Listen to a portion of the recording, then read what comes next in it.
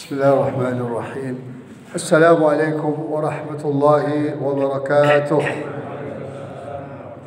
إن الحمد لله نحمده ونستعينه ونستغفره ونستهديه ونتوب إليه ونعوذ بالله من شرور أنفسنا وسيئات أعمالنا. من يهده الله فهو المهتد ومن يضلله فلن تجد له وليا مرشدا. أشهد أن لا إله إلا الله وحده لا شريك له وأشهد أن محمدا عبده ورسوله. اللهم صل وسلم على نبينا الكريم محمد بن عبد الله أرسله الله رحمة للعالمين. أما بعد فيا عباد الله أوصيكم ونفسي بتقوى الله فقد فاز المتقون. قال الله تعالى في القرآن الكريم: أعوذ بالله من الشيطان الرجيم. يا أيها الذين آمنوا اتقوا الله حق تقاته ولا تموتن إلا وأنتم مسلمون. Kaum muslimin, jamaah salat khusuf yang dirahmati Allah Subhanahu wa taala, gerhana matahari, gerhana bulan, kita bersyukur pada Allah taala yang telah menyampaikan usia kita sampai saat ini dalam keadaan taat kepada Allah Subhanahu wa taala. Allah berikan kepada kita kesempatan untuk menyaksikan sebuah peristiwa yang luar biasa, yaitu peristiwa gerhana bulan yang terjadi hari ini sejak dari jam 3 sore sampai nanti jam 10 malam. Ini termasuk yang paling panjang. Kalau gerhana matahari biasanya hanya beberapa saat atau beberapa jam saja. Kaum muslimin rahimakumullah, banyak yang tidak mengerti dan faham tentang peristiwa yang terjadi di alam ini, seperti peristiwa gerhana matahari dan bulan. Kita bisa melihat dari bagaimana cara kita menyikapinya. Oleh karena itu secara umum kita akan melihat masyarakat di dunia ini terbagi 3 di dalam menyikapi peristiwa besar gerhana matahari dan bulan. Banyak yang memahami dan melihat hanya sebagai sebuah peristiwa alam biasa. Tidak ada kaitannya dengan kehendak Allah Subhanahu wa taala. Tidak ada kaitannya dengan kekuasaan Allah Subhanahu wa taala. Dan bahkan kita melihat mereka jadikan ini sebagai hiburan. Mereka berlomba-lomba untuk melihat peristiwa gerhana itu, wabil khusus gerhana matahari, karena dilihat. Dan mereka ketawa-ketawa dan mereka bersorak-sorai ketika melihat peristiwa itu detik per detik, saat per saat. Tak ada yang mereka bisa dapat pelajaran atau ibrah sedikit pun. Mereka inilah adalah orang-orang yang kafir kepada Allah Subhanahu wa taala. Kalau dalam lingkungan umat Islam, mereka ini orang-orang yang sekuler, orang-orang ateis, liberal, yang sudah terputus hubungannya dengan Allah Subhanahu wa taala. Seakan-akan mereka hidup di dunia ini atas dasar kehendak mereka sendiri dan tidak mengerti asal usul mereka, dari mana mereka datang. Walaupun secara saintifik bisa saja mereka memahami proses terjadi pembentukan janin dalam perut ibu mereka, tapi secara ketuhanan mereka tidak ada hubungannya dengan Allah Subhanahu wa taala. Bahkan jangan-jangan kelahiran mereka sendiri dianggap sebagai peristiwa biasa. Mereka ini digambarkan Allah dalam surat Yusuf ayat 105. A'udzu billahi minasyaitonir rajim. Wa ka'ayyin min ayatin fis samawati wal ardi yamurruna 'alaiha wa hum 'anha mu'ridun. Betapa banyak ayat-ayat Allah yang mereka lihat dan perhatikan, baik di langit maupun di bumi. Dan bahkan di dalam diri mereka sendiri, mereka biarkan berlalu begitu saja. Dan mereka menjauh dari ayat-ayat Allah itu. Termasuk ayat-ayat Allah yang tertulis, yaitu Al-Quranul Karim dan sunnah Rasulullah SAW. Ini tentu menyedihkan dan memprihatinkan sekaligus, karena tidak sedikit umat Islam yang seperti ini cara berfikirnya, yang pada dasarnya fikiran sikap seperti ini hanya terjadi bagi orang-orang yang kafir kepada Allah, bagi orang-orang ateis yang tidak mengakui adanya Allah Subhanahu wa taala, bagi orang-orang kaum sekuler yang sudah dipisahkan otak mereka itu tentang pemahaman agama, sehingga mereka mengatakan agama tidak ada kaitannya dengan urusan dunia, agama tidak ada kaitan dengan urusan akhirat, agama tidak ada kaitan dengan urusan politik, atau apa yang mereka sebut sekarang dengan politik identitas. Ini tentulah bertentangan dengan ajaran Islam itu sendiri. Sadar atau tidak sadar, mereka sebenarnya ingin membuang Islam itu dari kehidupan yang Allah Subhanahu wa taala ciptakan Islam itu untuk mengatur kehidupan. Sebagaimana Allah ciptakan matahari dan bulan untuk kehidupan manusia di atas muka bumi ini, begitu juga sistem Islam Allah ciptakan untuk kepentingan manusia, agar manusia itu selamat di dunia dan di akhirat. Kaum muslimin wal muslimat rahimakumullah. Yang kedua, ada lagi manusia yang melihat dalam bentuk khurafat, dalam bentuk perdukunan. Dan itu sudah berkembang sejak zaman dahulu. Mereka meyakini bahwa kalau terjadi peristiwa gerhana matahari atau bulan, ini pasti menunjukkan sesuatu besar, hal besar yang terjadi, seperti kelahiran orang-orang besar atau kematian orang-orang besar. Bahkan lebih daripada itu, mereka menjadikan matahari dan bulan sebagai Tuhan yang mereka sembah. Oleh karena itu banyak manusia-manusia yang tidak dapat hidayah menyembah matahari dan bulan karena terkagum-kagum, karena melihat betapa hebatnya bulan dan matahari itu yang berjalan terus sejak dunia ini diciptakan, sejak nenek moyang mereka ada sampai mereka hidup. Mereka melihat matahari dan bulan suatu hal yang sangat besar dan mengagumkan, karena tidak dapat petunjuk dari Allah Subhanahu wa taala. Lalu mereka mempertuhankan bulan dan matahari dan bahkan menyembah matahari. Hal ini dijelaskan Allah dalam surat Fussilat ayat 37. Allah berfirman, "Wa min ayatihi al-lail wan-nahar, wa min ayatihi al-lail wan-nahar wasyams wal-qamar, la tasjudu lil-qamari lisyamsi wala lil-qamar, wasjudu lillahi alladhi khalaqahunna in kuntum iyyahu ta'budun." Di antara ayat-ayat kebesaran Allah yang bisa dilihat oleh manusia dengan mudah, tanpa perlu sains, tanpa perlu laboratorium, tanpa perlu penelitian, karena mereka lihat dengan mata kepala sendiri sejak mereka melek hidup di atas muka bumi ini, yaitu malam dan siang. Bagaimana Allah pergantikan malam dan siang terus menerus. Kemudian juga kemunculan matahari setiap hari dan bulan setiap malam.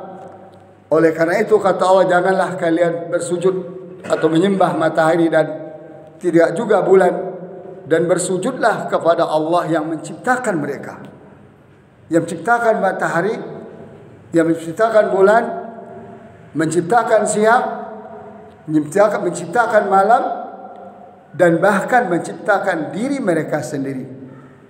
In kuntum iyyahu ta'budun. Kalau kalian benar-benar ingin menjadi hamba Allah Subhanahu wa taala. Allah juga berfirman dalam ayat lain, ya ayuhan nasu ubudu rabbakumul ladzi khalaqakum wal ladzina min qablikum la'allakum tattaqun. Wahai orang-orang, wahai manusia, sembahlah Allah yang menciptakan kalian dan orang-orang sebelum kalian. Jadi ini persoalan besar dalam kehidupan Manusia sejak dari dahulu sampai sekarang dan yang akan datang pada kiamat adalah tidak mengenal Rabb pencipta mereka. Walaupun mungkin diucap dengan lisan, tapi sebenarnya keyakinannya tidak sampai kepada keyakinan yang haqqul yaqin, ainul yaqin atau ilmul yaqin. Salah satu cirinya ada atau salah satu buktinya adalah ketika ada matahari gerhana atau bulan gerhana, mereka tidak peduli. Seakan-akan terjadi dengan sendirinya. Sama halnya seakan-akan mereka lahir dengan sendirinya. Seakan-akan mereka wujud dengan sendirinya. Apalagi seperti yang dikatakan oleh teori Darwin, mereka itu tercipta dengan sendiri dengan teori evolusinya. Dan ini banyak dipahami oleh kalangan muslim sendiri. Ini yang sangat kita sayangkan. Mereka terpengaruh oleh pemikiran-pemikiran orang kafir. Mereka dilucuti otak dan pikiran mereka dari kebenaran kepada kebatilan, sehingga apapun ayat Allah yang muncul dalam kehidupan ini mereka tidak kunjung faham. Bahkan Allah berjanji akan meneruskan ayat-ayat ini bermunculan bukan hanya ketika matahari dan bulan sudah ada atau gerhana. Tidak, Allah katakan sanurihim ayatina fil afaq wa fi anfusihim hatta yatabayyana lahum annahu al-haq. Kami akan terus munculkan ayat-ayat kami, kebesaran kami di jagat raya ini dalam segala bentuk, bahkan dalam diri mereka sendiri akan kami munculkan sehingga jelas bagi mereka bahwa itu semua ciptaan Allah, baik didesain oleh Allah Subhanahu wa taala berdasarkan kehendak Allah taala, termasuk diri mereka sendiri. Banyak ayat-ayat Allah yang Allah perlihatkan setiap saat. Kaum muslimin rahimakumullah. Kemudian ada lagi kelompok manusia lain, yang ini yang kita harapkan kita bagian dari mereka. Mereka adalah ulaika humul mu'minuna haqqan. Orang-orang yang benar-benar beriman, yang terikat dengan sistem Allah Subhanahu wa taala dalam hidup ini. Baik dalam pengertian sistem alam, matahari, bulan, angin, oksigen, udara, air, tumbuh-tumbuhan, hewan, termasuk diri mereka sendiri, penciptaannya, mereka terikat dan memahami bahwa semua ini adalah ciptaan Allah, sampai mereka mengatakan Rabbana ma khalaqta hadza batila.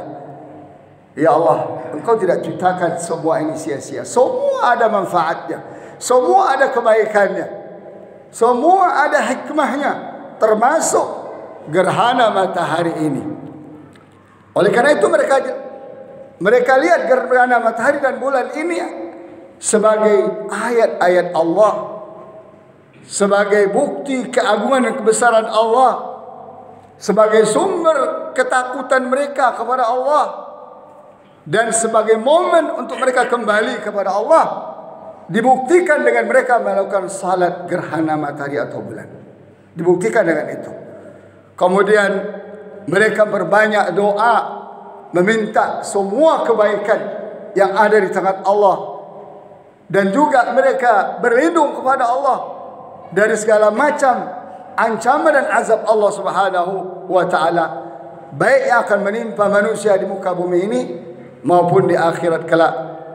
Mereka beristighfar kepada Allah, berharap ampunan, berharap maaf, dan berharap keselamatan di dunia dan di akhirat. Wabil khusus keselamatan di akhirat, dapat perlindungan Allah dari azab neraka Jahannam wal-iyadzu billah.